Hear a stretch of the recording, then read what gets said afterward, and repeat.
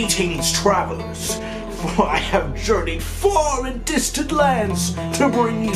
Enough. No. This is the same joke as last time. I am not that lazy.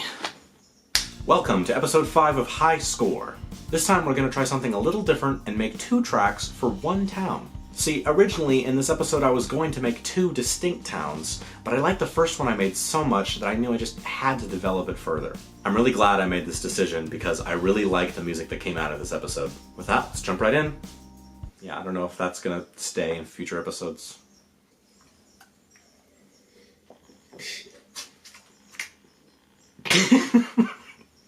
So I typically start these episodes by looking up a few example pieces for inspiration, but this time I will have no need. Allow me to introduce this. This here is an old laptop that I personally used for way too long. This thing's a piece of garbage, very slow. But it's important to us because it houses a lot of like little demos I recorded for myself. I would set up my camera, I'd start playing on piano in the living room, and I'd just come up with ideas. If they were good enough, I'd upload them to this thing. If they were bad enough, well, they wouldn't even make it to the computer. I'd delete them off the cameras. Because literally these things are like 30-40 minutes of raw playing. So this could be, you know, like a gold mine, or just minutes upon minutes of wasted time. It's a bit of a mystery box in that way. You don't know what you're gonna get. Or Life of Box of Chocolate, I messed that up. See that? Christian's stuff. Top secret, do not touch. Piano practice and miscellaneous. So I have exactly 1 town theme that I saved in the Look Into folder. And there it is, Ocarina part for an awesome desert town.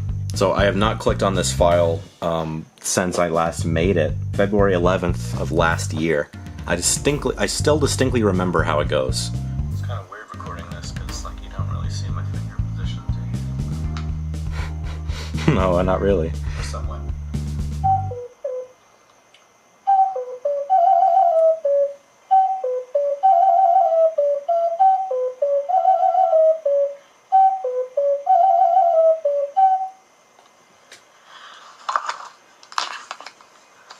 So this is unique because it's one of the very few things I've ever composed on Ocarina. Everything else has been piano, everything on that computer was piano. This is my trusty plastic, oops, almost dropped it, Alto C. Got it at WonderCon one year. Yeah, is that it?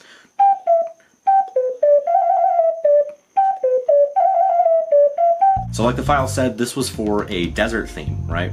And when I hear this, I hear these strings, these driving, gliding melodies that are mirroring the same melody on Ocarina. And it's just like this really powerful, kind of driving, big, epic theme. I just thought it was perfect for a desert. The kind of people you'll meet there, the kind of harsh, just atmospheric and weather conditions. So I'm really excited to get started on this. Let's do this thing.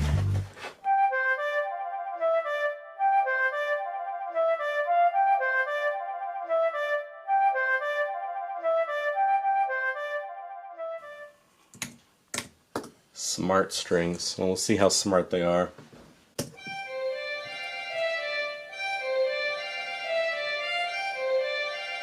That's actually not terrible, especially when I do this.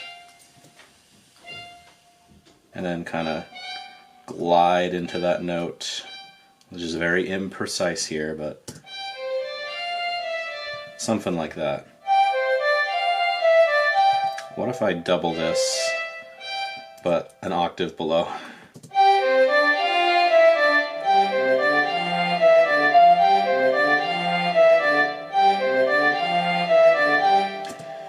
And just like that, we're beginning to see a semblance of something taking shape. Maybe not for you, I don't know. I could just be speaking for me here, but I hear this and I'm like, hey, we're starting. I just don't know how I feel about that. Because like down here, that's supposed to be like the cello and double bass region, but like that is not, they do not sound like that. String ensemble. Oh, wait. Perfect. Let's do the best of both worlds. High register, smart, low ensemble. That is way better. Way better. And just for an experiment.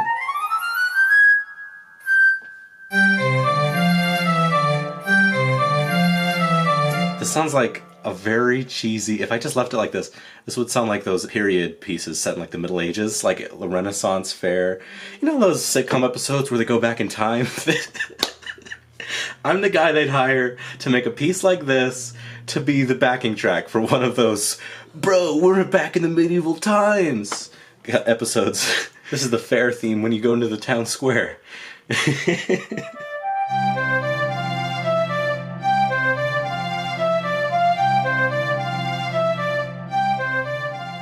Next, let's try and find some good percussion. I might actually have some samples, let me check.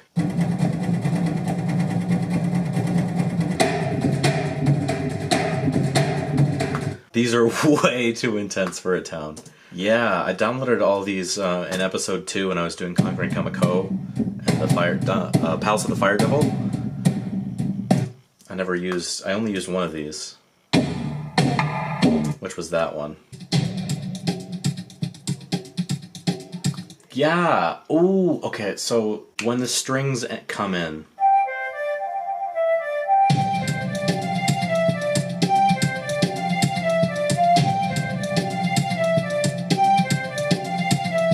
what these tribal drums do really well is communicate a sense of adventure. I can really hear like the exploring of a new world here. I just don't know if it's town theme. I can think of certain video games where you go to a new place, a new town, and it is a big ordeal, right? It opens the player or the character's eyes to some big new world, kind of fish out of water kind of thing. It's perfect for that. I just don't know if that's what I had in mind for this track. It can become that. One thing I have learned while making the show is that the tracks will never turn out exactly how I picture them, and sometimes, they will take a drastic change. So what I learned from that is maybe it's alright to go with the flow sometimes, and just see where it carries you.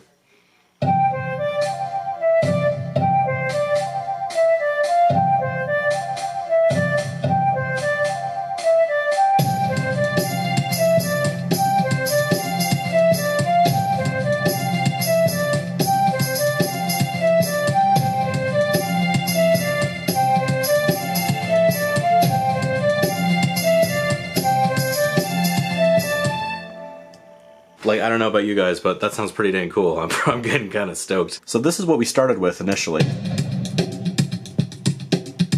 But then, that's so cool. Okay, these are blue now because I just did a thing. I fixed an issue that was really bothering me. Whoever made this beat, the reverb does not extend all the way, so it sounds really weird when it comes to the strings. Well, you notice that? It sounds like the song is holding its breath for a split second. And then, it sounds very jarring and weird. I wouldn't let that stand, so what I did was I took these tambourine hits, I copied one, put it right before the hit, but reversed the audio, and it makes an incredible improvement. That lead-in that it's so desperately needed is finally there. It sounds like someone's almost rattling the tambourine very softly and then loud. It's a really little thing, but you know, it makes me happy nonetheless that it sounds so good. Something so simple.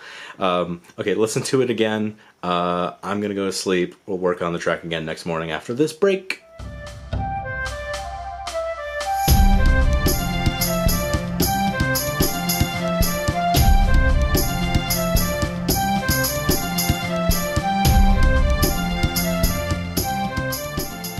A bit like I'm ready to go to Easter service at my local church, don't I? Yo, welcome to the next day. I have no clue what's the next step, so I'm just gonna open this, listen to it, and just hope inspiration comes my way. Sometimes that happens. Sometimes there's not a clear image in my head of where the next place to go is. That's okay. Musical typing. I'm gonna use this keyboard.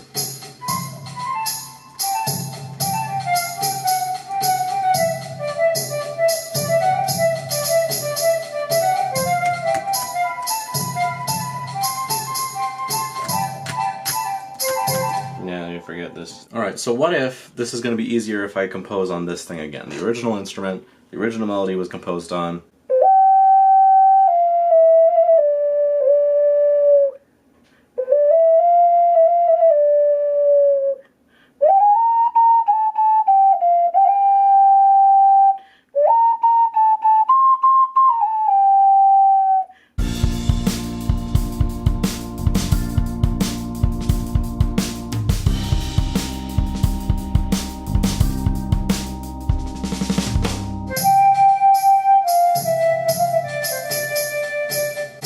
that's decent.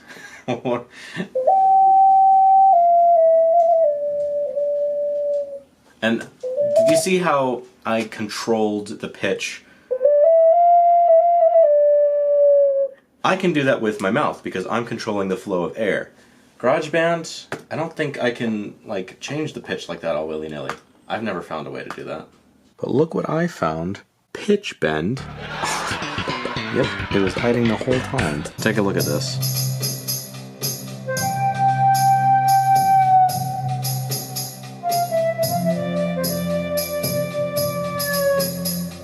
That's the exotic sound I'm looking for. Perhaps a little foresty, but hey, it can work for desert. Anywho, I'm gonna finish this up, go to bed, and show you in the morning.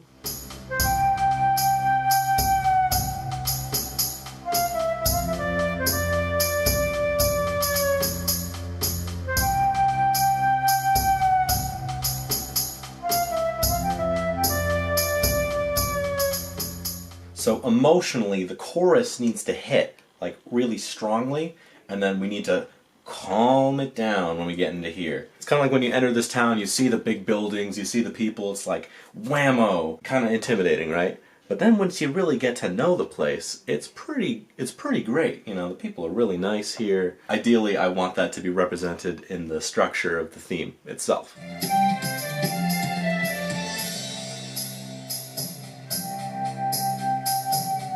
That's atmospheric. That's cool.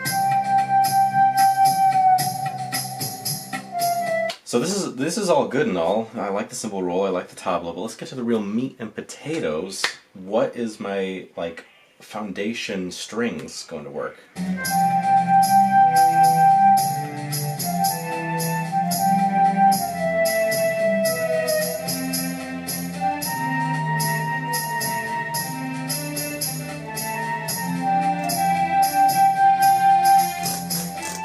I only did that once, but that should actually be enough, so see you then.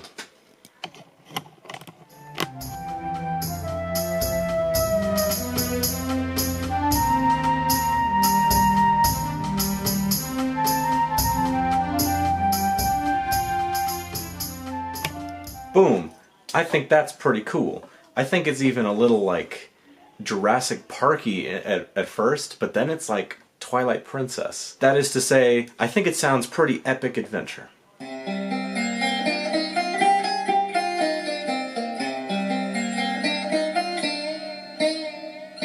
Alright, check this out, guys. This is cool.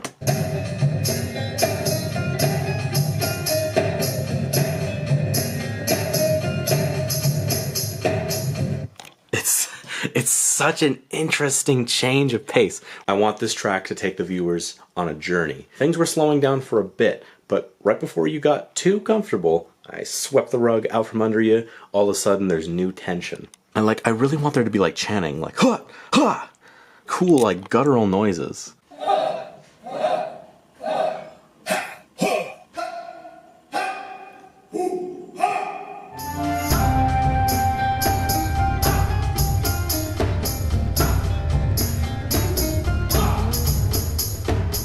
The final piece of the puzzle is how do I loop back to the original? We're going from this to this. These are two wildly different things. We need something in the middle to piece them together. I just finished adding some flute, some more strings, some tiny little details, boring stuff that are come to be, expected. But I stopped just before the final step because you guys got to see this. It's kind of the point of the show. Just like I did with Palace of the Fire Devil, I'm going to employ a glockenspiel, which I think is just, for the weirdest reason, Indian and hot. Oh, that sounds way too Christmassy, doesn't it, though? And Santa's coming down with the sleigh bells, and he's gonna bring you to... Never mind, it's in minor now.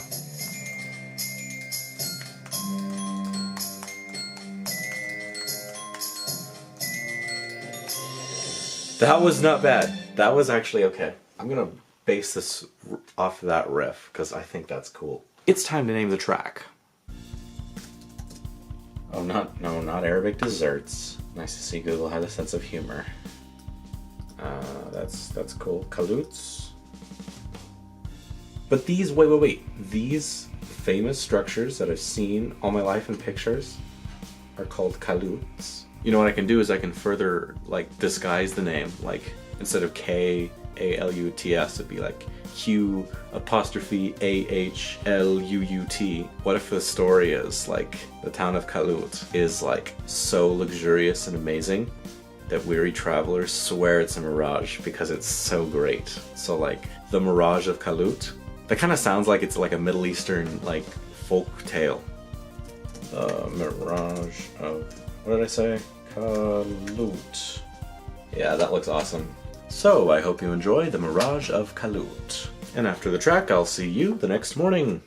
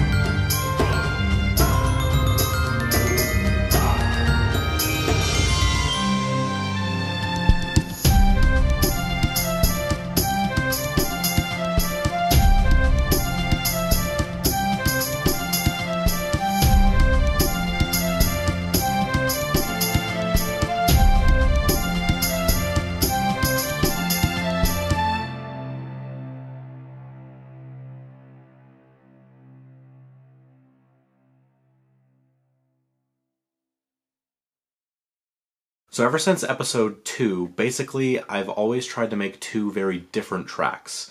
In the last episode, you know, there's a very chill beach, but then there's a very upbeat, peppy one.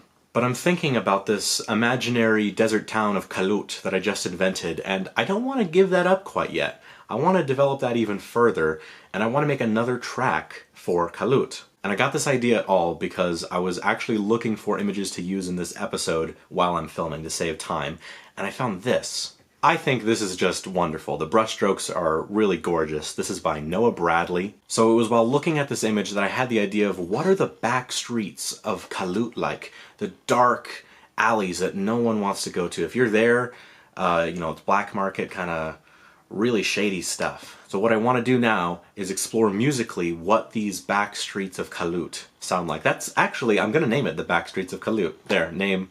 Kind of stole the whole naming segment from the... So, you know, this is a little different from what we've been doing, but I think it could also be really cool to further explore Q'ahluut. Like street performers. Like you can hear them playing on their flute or something. Like I'll just pan that really quiet. Ah, that'd be so perfect. A street musician from like Turkey or India would be so perfect.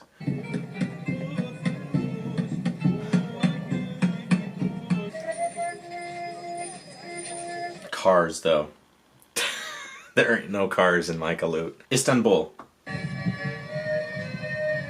No, sorry, a little too Turkish. No, no. No, that's way too happy. That could work also. Oh, I love these.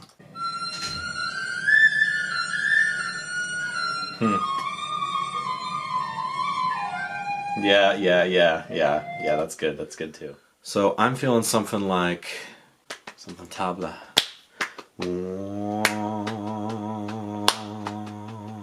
Something really breathy. Ooh, I could even use a choir, make it really low. Yeah, I could do the choir and layer on synths. So something like 90 BPM maybe. F0, whoa. Let's see what kind of tabla I have. I only have so many.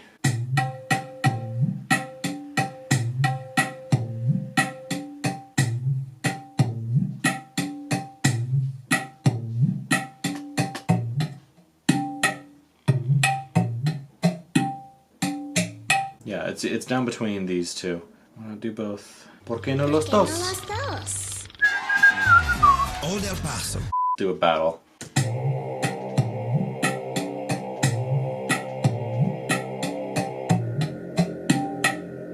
Yeah, 3's kind of weird. 2 wins. 2 wins. Idea. Double it. Make the second one slightly ahead. It could be kind of creepy. Zoom all the way in there. Like right there. Pan this one a little left, pan the other one a little right. Let's just kind of go wild with the effects here, just like tons of synths overlapping. That's like the original PlayStation.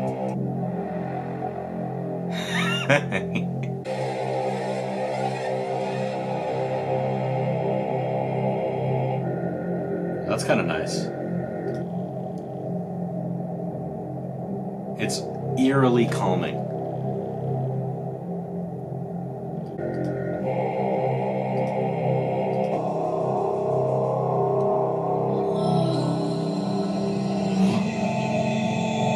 What? I didn't know GarageBand could do this.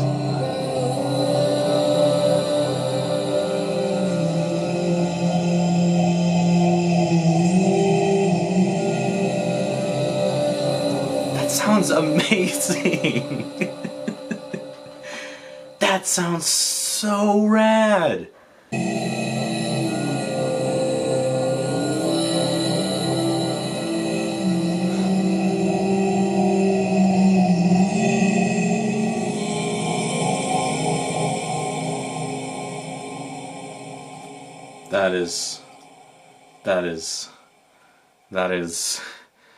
That is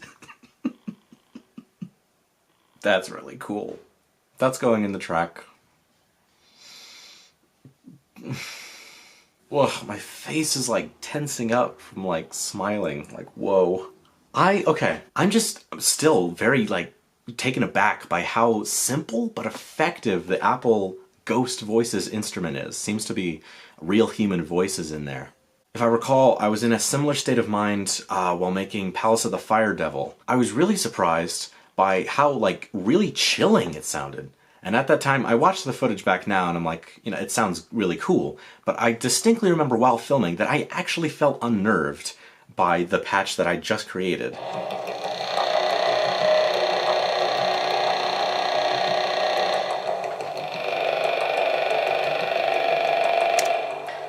It sounds legitimately intimidating, and that's great. What I'm feeling right now is very comparable to then.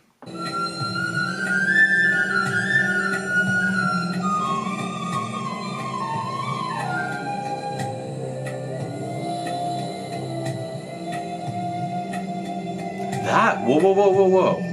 That's my crown jewel right there. That's got to be the best out of all of them I have. This may be the quickest track I've ever made on this show, because if it's the way I see it, all I have to do is program a simple chord progression and then fade in and out the live street musicians. Super minimalistic, but also super effective because of just how rich these two synths and a choir are. let's get to work on this.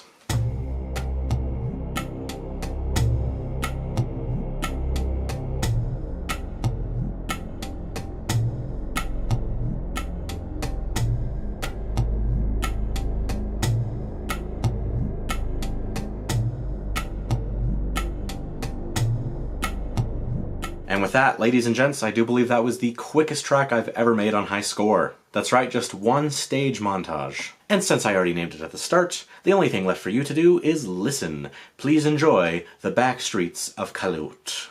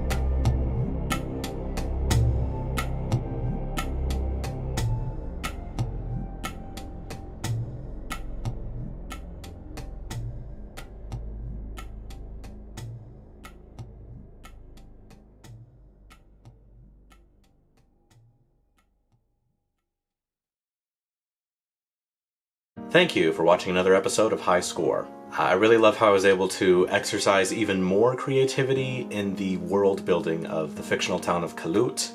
I think working on two different tracks but for the same place is something I might want to try later, again, because it was definitely very fun. I was thinking the other day about all the talented YouTube musicians who do video game covers. Some of them are fortunate enough to be quite popular, and others sadly do not get noticed as much as they should. So I wanted to instate a new little mini-series, micro-series, I don't care, called Underappreciated Musician Shoutout. I'm just trying to do my part to get these guys' names out there. I think they play great music that more people should hear.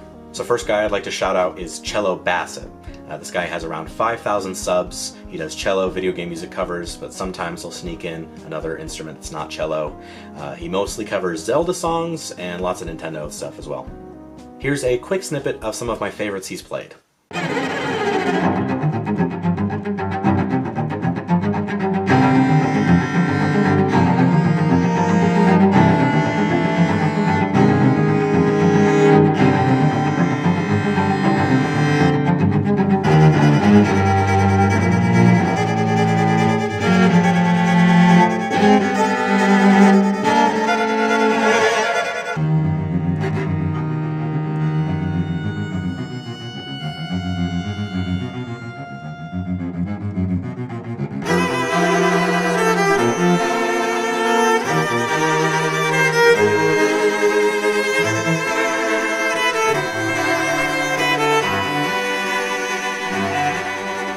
If you like what you heard, I'd very much recommend you check out Cello Bassett.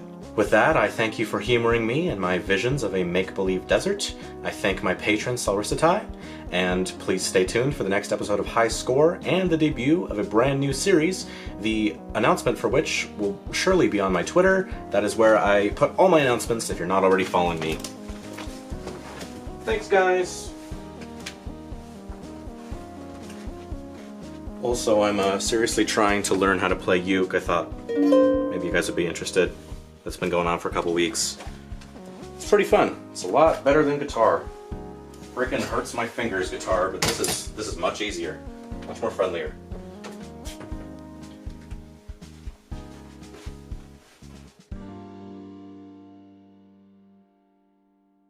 If you like what you heard, I'd very much recommend you check out Cello Bat.